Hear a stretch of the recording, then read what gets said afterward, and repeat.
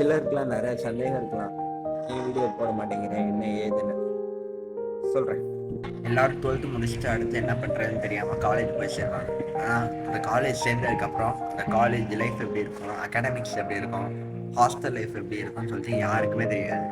So அவங்களுக்கு help பண்ணுறதுக்கு நான் இருக்கேன்.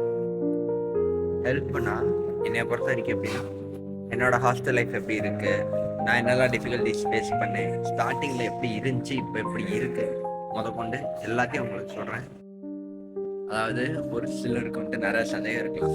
சப்போஸ் வந்துட்டு காலேஜ் சேர்றாங்கன்னா அவங்க மேபி அவங்களோட சொந்த ஊர்லேயே கிடச்சிருக்கலாம் காலேஜ், இல்லாட்டினா வந்துட்டு வெளியூரில் கிடச்சிருக்கலாம்.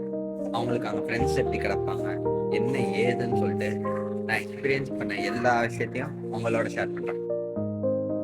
அண்ட் இதுலேருந்து நான் சொல்ல வர இன்னொரு விஷயம் என்னென்னா, எல்லா காலேஜ் லைஃப்பும் எல்லா ஹாஸ்டல் லைஃப்பும் இப்படி தான் இருக்கணும்னு சொல்லிட்டு அவசியம்.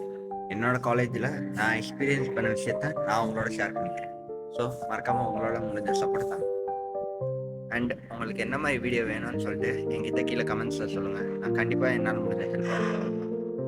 ஃபைனலாக சொல்ல மாதிரி டே லைஃப் இனி போட முடியாது, ஆல்ரெடி பாதி நாள் ஓடிடுச்சு. இப்போயே வந்துட்டு டைம் வந்துட்டு அரௌண்ட் 2 ஆயிடுச்சு.